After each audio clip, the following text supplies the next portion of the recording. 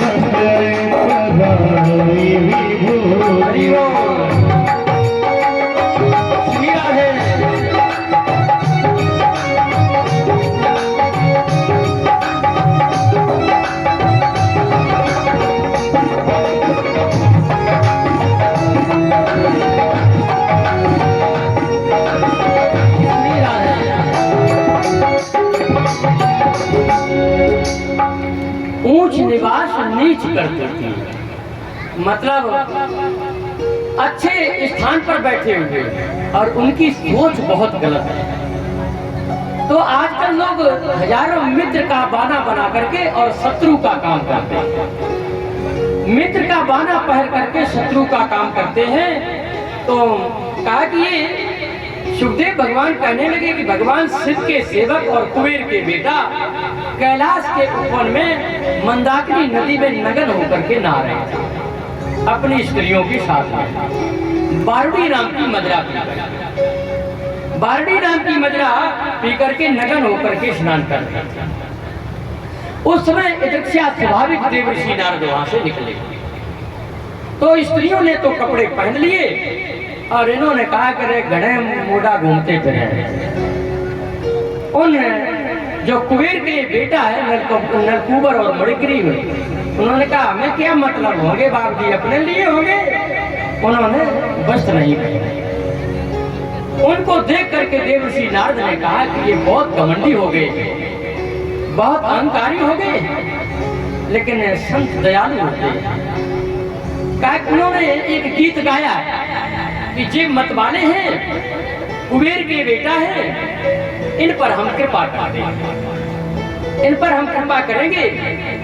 देवर्षि नारद ने कहा तो कहते कि अन्य भोगों को भोगने से इतना घमंड नहीं होता कि जितना मनुष्य को धन का अहंकार होता है, अपने धन के सामने सबको छोटा समझते हैं, तो ये सोच छोटी होती है। अगर दो भाई हैं, एक भाई पैसे वाला हो गया और एक भाई पैसे वाला नहीं है, तो क्या वो उसका भाई नहीं माना जाएगा? संसार के लोग उसको भाई ही कहेंगे कि ये अमुक व्यक्ति का भाई है। तो देवर्षि नारद ने कहा कि हम तुम्हें सुधार देंगे कि संतन के संग लागिरे तेरी अच्छी बनेगी, संतन के संग लागिरे तेरी अच्छी बनेगी, संतन के संग लागिरे अच्छी बनेगी तेरी किस्मत खुलेगी, अच्छी बनेगी तेरी किस्मत होगी तेरे बड़ भाग तेरी अच्छी बने तेरो बड़ी भाग तेरी अच्छी बनेगी, संतन के संग लागे तेरी अच्छी बने, संतन के संग लागे तेरी अच्छी बनेगी। ये छोटे छोटे बच्चे नहीं मानते हैं, ये कूलर के पास खड़े होते हैं, धक्का दे देते हैं और ये नहीं पता उसमें लाइट निकल इधर उधर तार खुल गया तो पकड़ लेगी बिजली। या तो आराम से यहाँ बैठिए, अपने अपने बच्चों को अपने पास बैठाएं। सभी से निवेदन है, करंट के तार ऐसे लगे हुए हैं, सबसे निवेदन है तो ध्यान रखें आप सभी। इधर आगे आगे बैठे वहाँ आसपास खेलते हैं, कभी उसमें धक्का मारते, कभी उसके सामने खड़े हो जाते हैं। बोलिए वृंदावन बिहारी लाल की जय। हरिशंतन के संग लागे तेरी अच्छी बनेगी, संतन के संग लागे तेरी अच्छी बनेगी, अच्छी बनेगी तेरी किस्मत खुलेगी, अच्छी बनेगी तेरी किस्मत खुलेगी, होगी तेरे बड़ भाग तेरी अच्छी बनेगी, होए तेरो बड़ी भाग तेरी अच्छी बनेगी।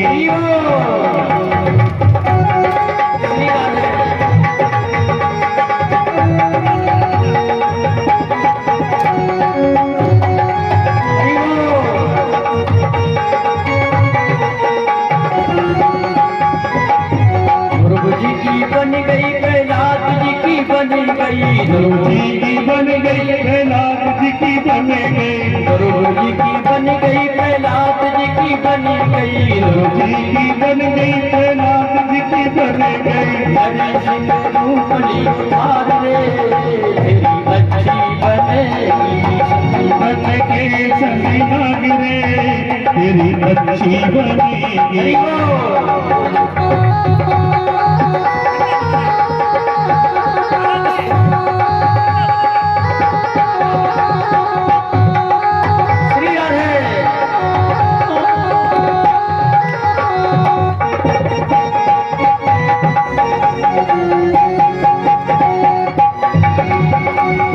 बोलिए वृंदावन बिहारी लाल की जय। जय जय श्री राधे श्याम। अच्छा, प्रेम से बोलो जय श्री कृष्ण। तो घर में जहाँ गाय माता है और भगवान की पूजा है और जहाँ पर ठाकुर जी का विग्रह है, तो वो घर में हमेशा सुख शांति रहती है। जिस घर में मेल है, तालमेल है, उस घर में सुख शांति रहती है। एक बार आप लोगों को एक बात बताएं कि एक मास्टर साहब थे, उन्होंने वो एक कुर्ता पाजामा सिलवा के लाए। अब वो पाजामा जो था थोड़ा बड़ा हो गया, तो उन्होंने अपनी पत्नी से कहा कि ये 4 इंच इसको काट दो और कल हम स्कूल में बच्चों को पढ़ाने जाएंगे। पत्नी ने कहा कि कहाँ ये रोज ड्रामा बना के आ जाते हैं। तो चुप रह गए श्रीमान जी। अब पत्नी ने सोचा कि अगर इनकी बात नहीं मानेंगे तो घर में झगड़ा होगा। उन्होंने चुपचाप वो खुटिया थी खूंटी, वहाँ से पैजामा उतारा और किसी को बताया नहीं, कैंची से 4 इंच काट दिया और काट के सिल के फिर वैसे टांग दिया। उन्हें पता नहीं था, मास्टर साहब को पता नहीं था। अब उन्हें ये पता था कि मेरी पत्नी ने ये पैजामा की सिलाई नहीं की, न काटा है न सिलाई की। उन्होंने अपने लड़के की जो बहू थी बींदनी, उससे बींदने से कहा कि बेटा, कि तुम्हारी मम्मी ने तो जो 4 इंची पैजामा काटा नहीं है, अब तुम ही इसको काट के और सिलाई कर दो, कल मुझे पढ़ाई वो बच्चों को पढ़ाने जाना है। पापा कहाँ ये रोज रोज हमारा दिमाग खर्च कर देते हो, बोलो राधे राधे। पाजामा काटते हो, सिलाई कर दो 4 इंची, रोज रोज एक नया काम लेकर के आ जाते हैं। चुप हो गए बेचारे, चुप हो गए। अब उन्होंने कहा कि उनकी बेटी आई, बेटी से कहा कि इन्होंने तो किसी ने सुना नहीं, न तुम्हारी मम्मी ने न तुम्हारी भाभी ने।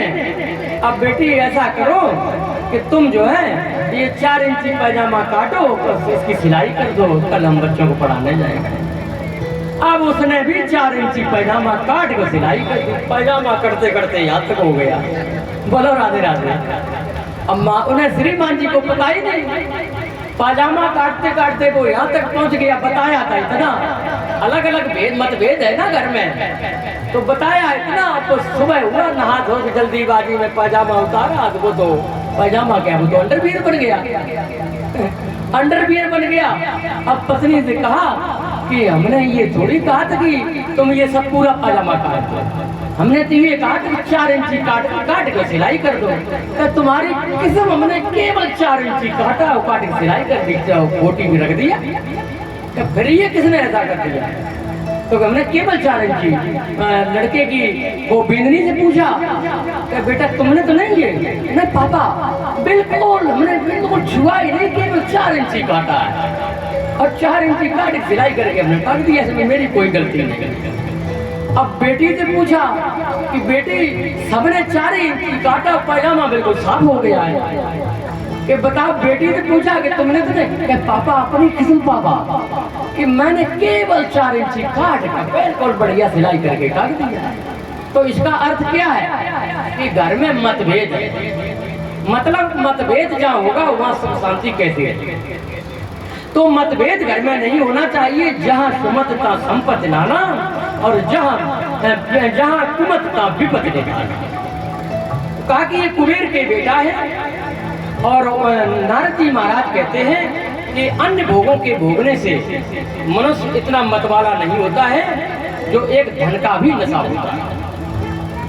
कि ये निर्दयी जिसके पास में बहुत धन हो और घमंड हो जाए तो इनकी इंद्रियां वश में नहीं होती। और देवता लोग 3 संज्ञाएं शरीर की बताते हैं। अगर इसको जमीन में दबा दिया तो इसमें कीड़े पड़ जाएंगे, जला दिया तो इसकी राख बन जाएगी, और कहीं फेंक दिया तो जंगली जानवर खा जाएंगे। काहे का घमंड, किसी प्रकार का घमंड नहीं होना चाहिए। तो कहा कि ये दुष्ट हैं, इनकी आंखों में मैं दरिद्रता रूपी अंजन लगा देता। दरिद्र मनुष्य होता है उसकी इच्छा तो होती है कि धन प्राप्त हो, लेकिन सख्त लोग जो है उसकी उस कामना को हटा देते। तो कहा कि मैं तुम्हें श्राप देता हूँ